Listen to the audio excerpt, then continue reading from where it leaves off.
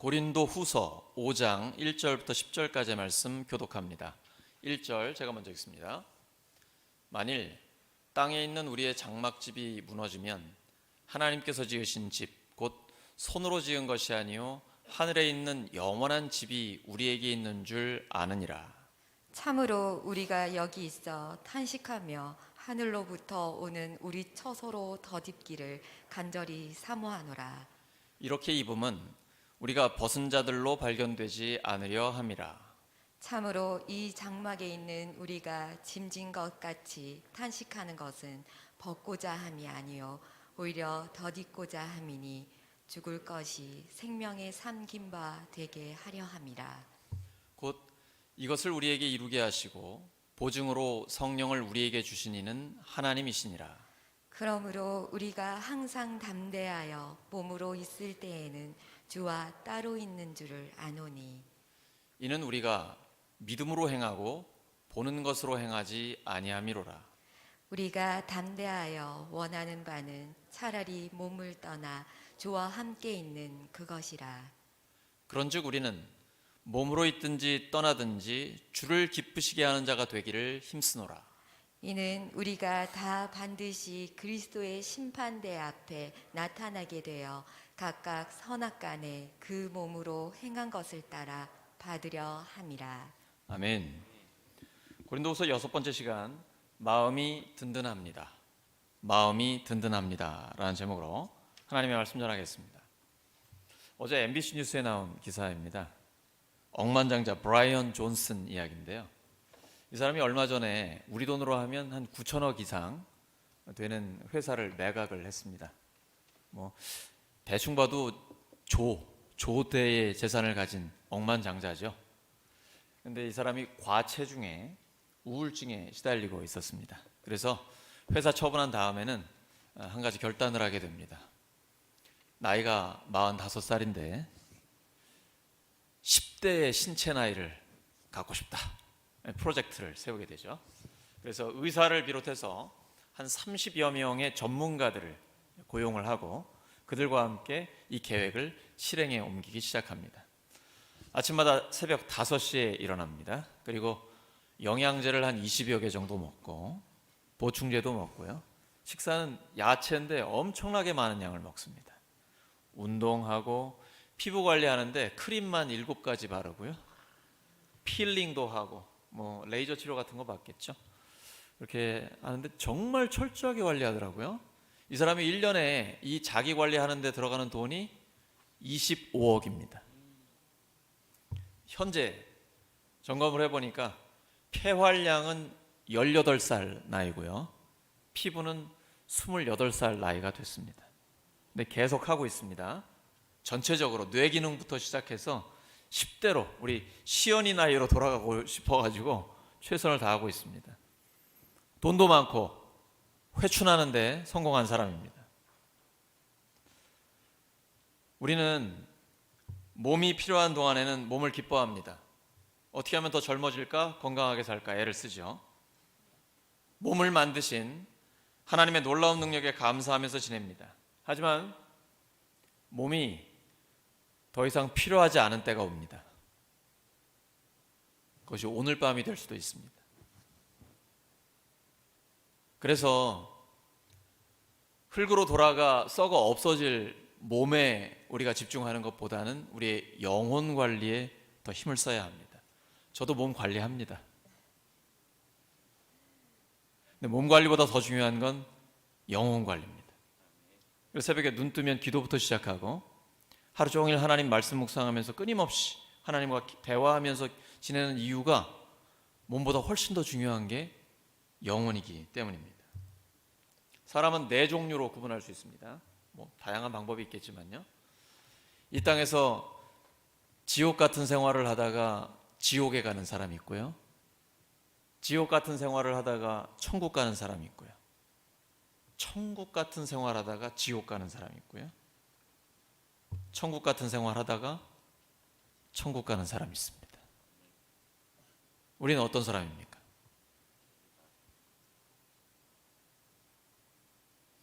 예수님 믿는 사람은 천국 같은 삶을 살다가 천국 갈 수 있습니다.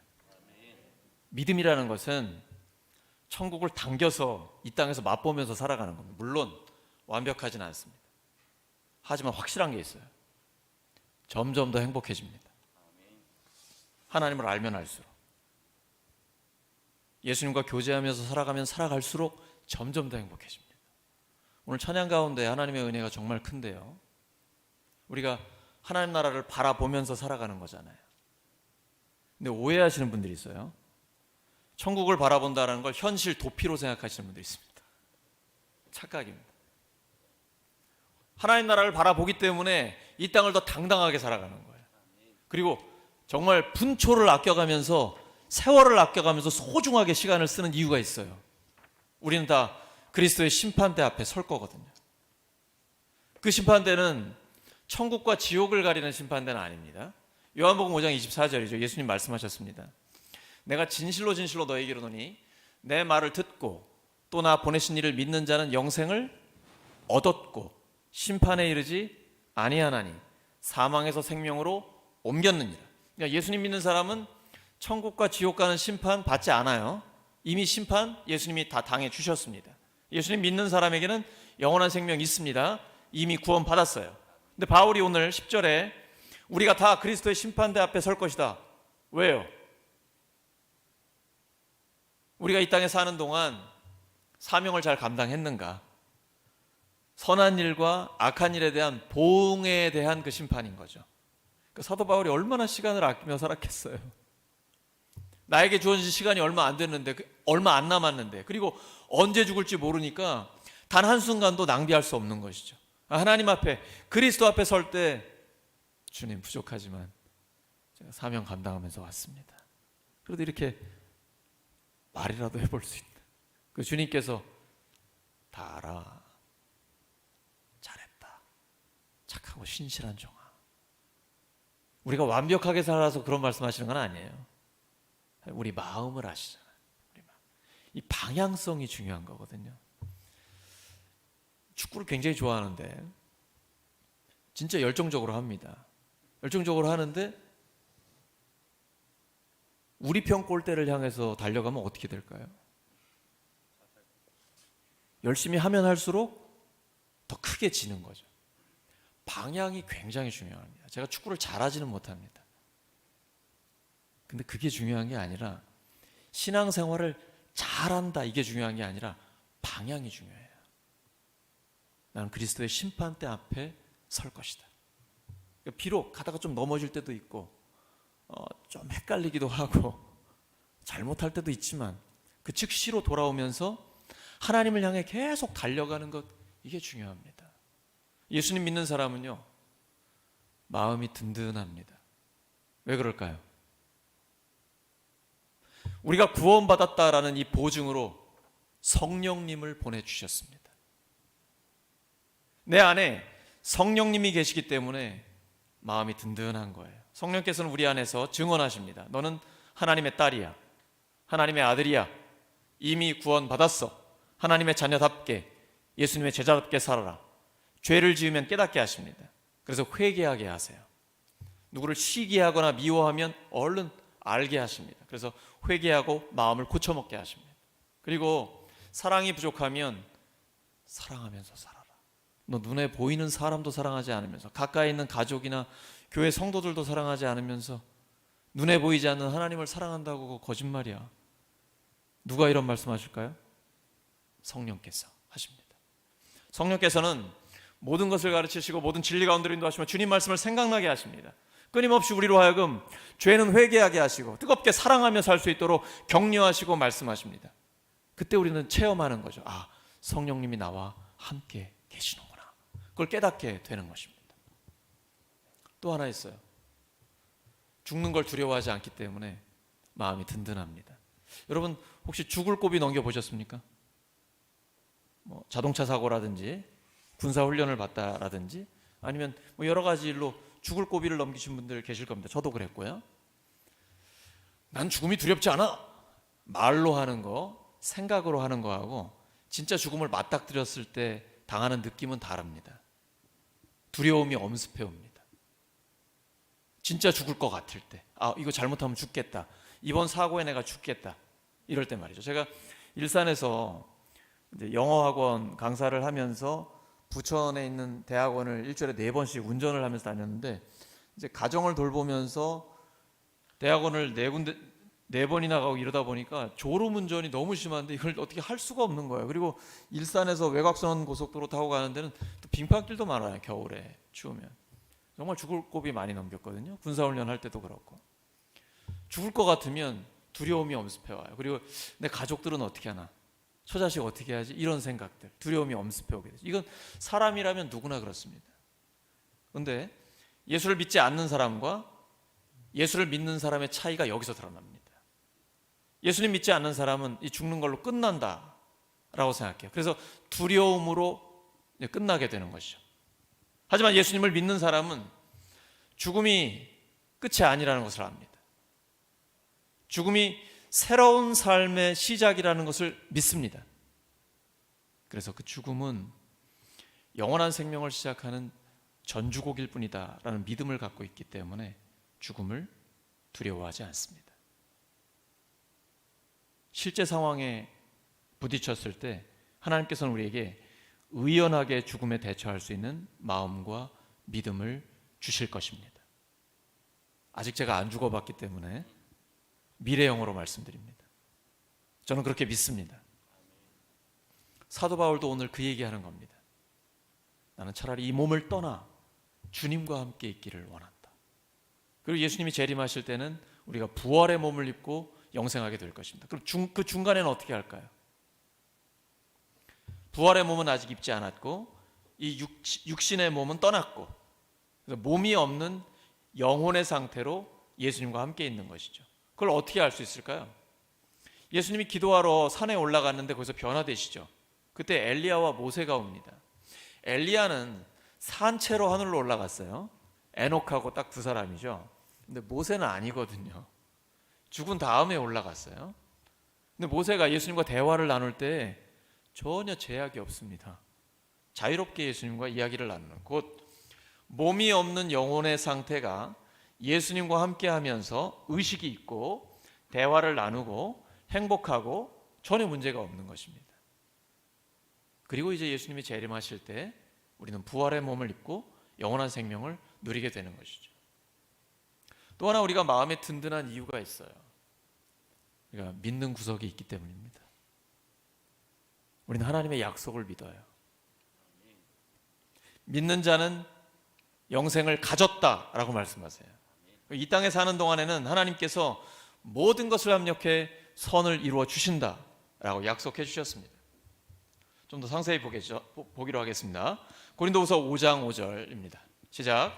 이런 일을 우리에게 이루어 주시고 그 보증으로 성령을 우리에게 주신 분은 하나님이십니다.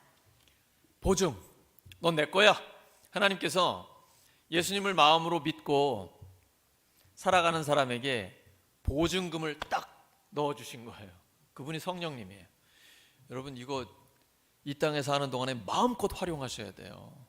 하나님은 우리가 성령의 능력으로 가능한 한 많이, 더 크게, 더 힘있게 쓰임받기를 원하십니다. 적당히 하려고 하지 마세요. 하나님의 마음은 우리가 하나님 앞에 정말 귀하게 이 땅에 사는 동안에 더 크게, 더 많은 일을 감당하기를 원하십니다. 보증으로 우리에게 성령을 주셨기 때문에 우리가 하는 거 아니에요. 성령께서 다 하게 하십니다. 그러니까 걱정하지 마시고 두려워하지 마시고 성령님께 맡기고 힘있게 주님 앞에 쓰임받기를 소망합니다. 성령님은 우리 안에서 하나님의 영광을 위해 살고 싶은 소원을 주십니다. 그 마음의 소원 성령님이 주시는 거예요. 성령의 역사가 아니면 이 땅, 지금 이 자리에 있을 수 있는 사람 아무도 없어요. 기적이에요. 무슨 대단한 기적, 여러분 죽은 자가 살아나고 안전뱅이가 일어나고 시각장애인이 눈을 뜨고 이런 것만 기적이에요? 우리가 이 자리에서 예수님 믿고 예배드리는 것이 기적 아닙니까? 늘 하니까 기적 아닌 것 같으세요? 믿지 않는 사람이 얼마나 많습니까? 2000년 전에 이스라엘 땅에서 우리가 눈에 보지도 않았는데 십자가에 죽으시고 부활하셨다고 그분을 믿는다는 게 이게 기적 아니에요? 성령의 역사가 아니면 불가능합니다. 성령의 역사로 예수님을 믿게 된 우리에게 우리 안에 소원을 일으켜 주세요. 하나님의 영광을 위해 살고 싶다. 더 많은 영혼을 구원하여 예수님의 제자 삼고, 제자를 삼는다는 건 내가 스승이 된다는 거예요. 내가 예수님을 따라가는, 예수님을 본받는 그 제자가 됐을 때 나를 따라오는 또 다른 사람들이 있게 되는 것이, 이게 제자 삼는 것입니다. 그리고 하나님 나라의 아름다움을 드러내고 하나님이 찾으시는 그 예배자로 세우는 것, 어떻게 하면 우리 삶의 자리에서 하나님 앞에 더 쓰임받을까? 우리 안에 놀라운 소원을 주고 계신 것입니다. 그래서 오늘 9절에 보면 우리는 사나 죽으나 주님을 기쁘시게 하고 싶습니다. 이 고백을 하는 거죠. 나 주님의 기쁨 되기 원하네. 바로 여기에서 나오는 찬양이에요. 몸 안에 있건 몸 밖에 있건 우리는 주님을 기쁘게 하는 자가 되기를 원한다는 것입니다. 이제 새 가족들이 이렇게 왔을 때 이런 설교 들으면은 저 목사 미쳤구나. 눈에 보이지 않는 하나님을 뭐 저렇게 하나. 제가 그런 적이 있었어요. 청년이 이제 처음 교회에 왔어요. 직업 군인이었는데 청년들과 함께 우리가 막 찬양을 하는데 아무런 찬양도 안 하고 가만히 관찰을 하더라고요. 그리고 끝나고 나서 이제 안 왔어요. 그 다음에 교회 안 왔어요. 왜 안 오는가 물어봤더니 이 집단은 저하고 맞지 않는다고. 제정신이 아닌 걸로 보이는 거죠. 눈에 보이지 않는 하나님을 찬양하고 그 가사를, 찬양의 내용을 보시면요. 근데 오늘도 우리가 찬양할 때 그 가사가 우리의 마음에 그대로 와 닿죠. 하나님의 말씀을, 오늘 선곡을 너무 잘해 주셨는데 그 작사한 사람이 성경을 묵상하면서 믿음으로 받아들이고 자기가 확신을 갖고 있는 건 그 멜로디에 맞춰서 싹 고백을 하고 있는 거거든요. 그게 우리의 믿음의 고백이기 때문에 너무 감사하면서 감격하면서 찬양하게 되는 것이죠. 미쳤다는 소리 들어도 괜찮아요. 하나님을 위해 미친 거예요. 사실은 근데 우리가 제일 정신이 온전해요. 우린 또 술도 안 먹잖아요. 담배도 안 피고 항상 정신이 말짱하잖아요. 그거는 또 성도를 위해서, VIP들을 위해서, 우리 가족을 위해서, 다른 사람을 위해서 온전한 거죠. 이게 바울의 고백이에요. 바울이 미쳤다는 소리를 들은 것 같습니다. 그러니까 내가 미쳤어도 하나님을 위해 미친 것입니다. 사실은 내가 정신이 온전한 사람인데 그건 성도 여러분을 위해서 온전한 것입니다. 그런 고백하죠. 고린도후서 5장 8절입니다. 시작. 우리는 마음이 든든합니다. 우리는 차라리 몸을 떠나서 주님과 함께 살기를 바랍니다. 쉽게 말해서 바울은 죽고 싶다는 얘기예요. 여러분 죽고 싶으십니까? 사는 거 좋잖아요. 재미있고 하고 싶은 것도 많고 할 일도 많고. 근데 할 일이 있어서 아직 주님이 우리를 여기 남겨두신 겁니다. 오늘 밤에라도 하나님께서 우리를 부르시면 털고 올라가야 됩니다. 저는 항상 여기 올라설 때 이게 마지막 설교일 수 있다라는 마음가짐을 가지고 올라와요. 하나님 부르시면 정말 후회 없이 주님 앞에 서고 싶어요. 근데 바울이 그런 마음을 갖고 있거든요. 이 영의 세계를 알고 있어요. 이 사람은 몸을 떠나면 낙원에 간다라는 확신을 갖고 있습니다. 고린도후서 뒷부분에 가면요, 하나님께서 은혜를 특별하게 주셔서 바울을 데리고 3층 천에 올라갑니다. 셋째 하늘. 그 낙원에 가 있다라는 걸, 낙원에 간다라는 걸 바울은 이미 알고 있어요. 하나님의 은혜를 받았기 때문에 특별한 은혜를 받아서 성령의 감동으로 성경을 기록한 거죠. 사실 예수님이 십자가에 달리셨을 때 우편 강도에게 말씀하시잖아요. 네가 오늘 나와 함께 낙원에 있으리라. 그러니까 바울은 몸을 떠나면 예수님과 함께 낙원에 있을 것을 알고 있거든요. 그러니까 이 땅에 사는 시간이 너무 소중한 거예요. 너무너무 소중한 거예요. 왜냐면 나는 곧 낙원에 가서 이제 주님과 함께 있을 거기 때문에, 이 몸을 떠날 거기 때문에 몸을 갖고 이 땅에 사는 동안에 하나님의 영광을 위해 한 사람이라도 더 살려고 몸부림을 치는 거예요. 여러분, 천국을 소망하는 사람은요, 이 땅을 더 당당하게 가장 가치 있게 살아갑니다. 그런데 이 땅만 보고 살아가는 사람은요, 둘 다 잃어버려요. 뭐 성공하면 이 땅에서 돈은 많이 벌 수 있을지 모르겠어요. 인기를 누리거나 명예를 얻을 수는 있을지 모르겠어요. 하지만 천국은 얻을 수 없어요. 하지만 천국을 바라보는 사람은 천국도 얻고 이 땅에서도 가장 가치 있고 의미 있는 삶을 살게 됩니다. 예수님을 믿는다라는 건 진짜 수지 맞는 장사예요. 여러분 잘 오신 거예요. 우리가 예수님을 믿기로 결단한 건 정말 하나님의 은혜입니다. 최고의 선물을 우리에게 주신 거예요. 죽음을 두려워하지 않습니까? 아직 시집도 안 갔는데? 아직 죽기는 좀 아깝지 않아요? 근데 저는 이제 고난을 당하기도 하고 시험을 당하기도 하고 힘들고 육체적으로 굉장히 고통스럽고 피곤할 때도 있어요. 근데 그런 고통을 당할 때 저는 생각하는 게 있습니다. 기껏해야 죽기밖에 더 하겠냐. 사람한테 괴롭힘을 당할 때 당신이 나를 괴롭혀봐야 내가 뭐 죽기밖에 더 하겠냐. 자동차 사고 날 것 같으면 뭐 죽으면 천국이지. 그러면 마음이 편안해지고 두렵지 않아요. 용기가 생깁니다. 사람을 두려워하지 않게 됩니다. 환경 때문에 못하겠다 이런 소리 하지 않아요. 왜냐하면 하나님이 우리와 함께 하시기 때문에, 우리에게 주신 영생의 약속이 있기 때문에 그렇습니다. 예수님을 믿는 사람 제일 무서운 사람입니다. 그럼 세상에서 어떤 사람이 제일 무서워요? 바꿔 말해서 세상에서 제일 무서운 게 뭐예요? 여러분, 왜 두려운 거예요? 왜 사람에게 무서운 게 있습니까? 왜 뭐가 무서운 거예요? 죽을까 봐. 그러면 죽는 걸 두려워하지 않는 사람, 세상에서 제일 무서운 사람입니다. 돈이 많아서, 권력이 많아서, 뭐 조폭이라서 무서운 게 아니에요. 죽음을 두려워하지 않으면 세상에서 제일 무서운 사람이에요. 그래서 그리스도인은 죽음을 두려워하지 않기 때문에 세상에서 제일 무서운 사람입니다. 옆 사람 축복해 주시기 바랍니다. 당신은 제일 무서운 사람입니다.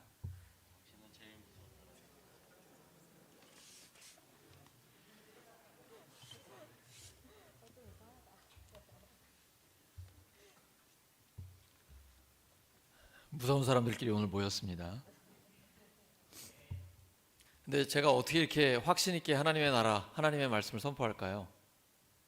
저도 아직 안 죽어봤습니다. 하나님의 약속을 믿는 거예요.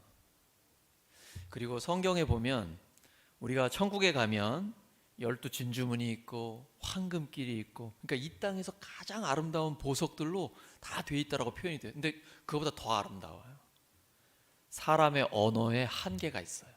근데 하나님은 우리가 다이아몬드, 황금, 보석, 진주 이런 게 제일 예쁘잖아요. 그러니까 그 정도로 좋은 곳이 천국이다, 이 말씀을 우리에게 해주고 계신 것입니다. 바울은 그 확신이 있기 때문에 우리에게 선포하는 거예요. 그리고 바울도 다 알고 있는 건 아닙니다. 그래서 우리는 이 땅에서 경건하게 생활을 하다가 천국에 가면 우리 눈으로 직접 확인할 겁니다. 고린도후서 12장 4절입니다. 시작. 그가 낙원으로 이끌려가서 말로 표현할 수 없는 말을 들었으니 사람이 가히 이르지 못할 말이로다. 바울이 남 얘기하듯 합니다. 사실은 자기예요. 그가 몸 안에 있었는지 몸 밖에 있었는지 저는 모릅니다. 그가 바로 사도 바울 자신입니다. 낙원으로 이끌려가서 말로 표현할 수 없는 말을 들었어요. 직접 가봤기 때문에 영원한 미래를 바라보면서 살아가는 것입니다. 잘 죽는 것을 배우는 것만큼 잘 사는 것이 없습니다. 이 땅에 사는 동안 우리가 하나님의 축복을 받으며 삽니다. 이 땅을 떠날 때 축복을 받는 게 중요합니다. 죽는 복 굉장히 중요합니다. 전 저희 아버지 어머니 두 분 다 하늘로 보내드렸는데 예수님 믿고 점점 더 평안해지셨고 마지막 돌아가실 때 정말 평안하게 잠들듯이 가셨습니다. 예수님 믿는 사람은 죽음의 복이 있어요. 그러니까 이 땅의 축복만 생각하지 마시고 축복까지 바라보셔야 됩니다. 이 두 가지를 다 보실 수 있어야 합니다. 우리는 마음이 정말 든든합니다. 하나님의 약속이 우리에게 있기 때문입니다. 고린도후서 5장 17절입니다. 고린도후서 5장 17절 시작. 그런즉 누구든지 그리스도 안에 있으면 새로운 피조물이라 이전 것은 지나갔으니 보라 새 것이 되었도다. 예외 없습니다. 누구든지 그리스도 안에 있으면 새로운 피조물이라 이전 것은 지나갔으니 보라 새 것이 되었도다. 근데 완전히 새 것이 되었습니까? 정말 죄짓던 옛사람의 습관 완전히 없어졌나요? 사람이 그게 쉽지 않습니다. 우리가 왜 그 도둑질 크게 하던 사람이 감옥에서 예수님 믿고 나와가지고 간증하고 다니거나 아니면 조폭 두목이 또 회심을 하게 돼가지고 이렇게 간증자로서 다니는 거 보다가 나중에 또 폭력적인 범죄, 절도범죄 저질러가지고 감옥에 가는 걸 이렇게 보게 되지 않습니까? 이게 과거의 습관을 끊는다는 게 사람에게 쉽지 않습니다. 근데 분명한 게 있어요. 점점 더 좋아집니다. 사람 변화됩니다. 변하지 않는다고 믿으면 그것도 믿음이에요. 진짜 안 변해요, 그렇게 하면. 근데 성령께서 우리 안에 계시기 때문에 우리를 변화시켜 주십니다. 점점 더 성령의 열매를 맺게 하세요. 그리고 성령의 은사를 통해서 하나님 앞에 쓰임받게 하십니다. 예수님 믿는 사람이라면 여러분 그걸 믿어 주셔야 됩니다. 특별히 가족 간에, 성도들 간에, 목장 식구들 간에 믿어 주셔야 돼요. 사랑은 믿어주는 겁니다. 그리고 바라면서 기대하는 거예요. 당신 그렇게 될 거야. 왜냐하면 그리스도 안에 있으면 새로운 피조물이 있기 때문이에요. 이전 것은 지나갔고 새 것이 되었기 때문입니다. 이제 성령께서 역사하셔서 당신을 점점 더 예수님을 닮은 사람으로 변화시켜 주실 겁니다. 이 믿음을 갖고 바라보셔야 돼요. 나도 그렇게 변화되지만 내 남편, 내 아내, 내 자녀, 내 부모, 그리고 목장 식구들, VIP들도 마찬가지입니다. 이걸 믿어줘야 돼요. 그걸 기대하셔야 됩니다. 그러면 나도 변하고 다른 사람도 변하게 됩니다. 우리는 믿음으로 사는 사람입니다. 보이는 대로 사는 사람이 아니에요. 사람을 대할 때도 마찬가지입니다. 현재 눈에 보이는 대로 그 사람을 판단하는 게 아니라 믿음으로 그 사람을 바라보는 거예요. 그래서 어떤 때는 성도님들이 제가 이렇게 기대에 찬 눈으로 보면 좀 부담스러워 하시더라고요. 좀 부담스러우면 어때요? 그게 사랑이에요. 사랑은 믿어주는 것, 기대하는 것입니다. 오늘 우리가 아이들을 볼 텐데 그 아이들 지금 아주 장난이 아니잖아요. 장난이 도를 넘잖아요. 근데 내가 어렸을 때 생각하면 그보다 훨씬 더 심했잖아요. 나도 이렇게 변했는데 너는 엄청나게 변할 거야. 기대하면서 바라보는 것이요. 믿어주는 거예요. 근데 이 믿어주는 것이 사람을 변화시킵니다. 그리고 이 믿음을 갖고 기대하는 것이 사람을 변화시켜요. 왜냐하면 성령께서 역사하시기 때문입니다. 성령의 능력이 우리 가운데 역사하고 있습니다. 고린도후서 5장 15절입니다. 시작. 그리스도께서 모든 사람을 위하여 죽으신 것은 이제부터는 살아있는 사람들이 자기 자신들을 위하여 살아가도록 하려는 것이 아니라 자기들을 위하여서 죽으셨다가 살아나신 그분을 위하여 살아가도록 하려는 것입니다. 예수님이 우리를 위해, 우리 모든 사람을 위해 대신 죽어주셨습니다. 왜요? 이제는 우리가 우리 자신을 위해 살지 말고 우리를 위해 죽으시고 부활하신 예수님을 위해 살기를 원하시는 거예요. 그럼 도대체 예수님을 위해 산다는 게 뭐예요? 우리가 다양한 일을 하고 있어요. 교회와 가정과 일터에서. 근데 목적은 하나예요. 사람을 살리는 거, 예수님의 제자로 세우는 거, 그리고 하나님 나라의 아름다움을 드러내는 것. 이런 목적을 가지고 우리가 살아가는 거. 어떤 일을 하든지, 가정에서 가정을 돌보는 것도 마찬가지고, 동일한 하나님의 영광, 예수님의 기쁨을 위해서 우리가 살아간다. 이게 우리가 구원받은 목적이에요. 우리가 선하게 살아서 구원받은 건 아니에요. 하지만 구원받은 사람은 선하게 살아야 돼요. 왜냐하면 하나님이 우리를 구원하신 목적은 하나님이 기뻐하시는 선한 일을 하게 하기 위함이기 때문입니다. 그래서 이렇게 변화된 사람에게는 분명한 변화의 증거가 나타납니다. 그게 뭘까요? 예수님을 점점 닮아가게 돼요. 그건 섬김으로 표현이 됩니다. 예수님은 이 땅에 오신 것을 선언하셨어요. 섬김 받으러 온 게 아니라 섬기러 왔다. 그리고 끝까지 십자가에 죽으시기까지 우리를 섬기는 것으로 표현하셨습니다. 교회에서는 으뜸이 되려고 하면 섬겨야 합니다. 목사도 성도도 정말 교회 안에 으뜸이 되고 싶다, 그 사람은 섬기는 사람이 되어야 합니다. 근데 섬기는 사람이 교회의 지도자가 되잖아요. 섬기는 사람들이 교회의 지도자들이 되면 그 교회는 굉장히 건강해집니다. 우리 교회가 그런 교회입니다.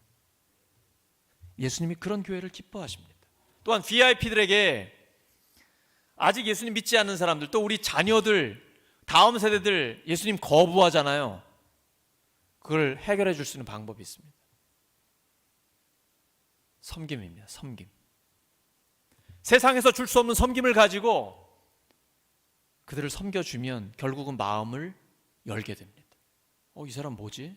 왜 이렇게까지 섬기지? 이러면서 하나님에 대한 오해가 풀려요. 그리고 예수님을 편안하게 마음으로 받아들이게 됩니다. 여기서 조심할 게 있어요. 목장에서도 또 우리 교회 학교에서도 교회 내에서도 내가 한 이 정도 섬겼으니까 당신도 이만큼 섬겨야지. 내가 50% 섬겼으니까 당신도 50% 섬겨야지. 이건 세상하고 똑같은 겁니다. 그런 거는 감동 안 받아요. 왜냐하면 기브 앤 테이크니까. 세상에서 똑같이 그렇게 하니까. VIP들, 다음 세대들, 우리의 자녀들, 그들을 살리고 감동시켜 하나님에 대한 오해를 풀어주려면 100% 섬겨야 됩니다. 그때 진짜 감동합니다. 왜냐하면 세상과 다른 섬김이 있기 때문입니다. 오늘 말씀 정리합니다. 우리는 마음이 든든합니다. 성령님이 우리 안에 계시기 때문입니다. 죽음을 두려워하지 않기 때문이에요. 믿는 구석이 있기 때문입니다. 하나님의 약속을 믿기 때문입니다. 항상 든든한 마음으로 주님을 기쁘시게 하는 우리 모두가 되기를 예수 그리스도의 이름으로 축원합니다. 함께 기도합니다. 아버지 하나님, 저에게 늘 든든한 마음을 주셔서 감사합니다. 주님께서 주시는 이 마음을 가지고 주님을 기쁘시게 하는 삶 살게 하여 주시옵소서. 예수 그리스도의 이름으로 기도드립니다.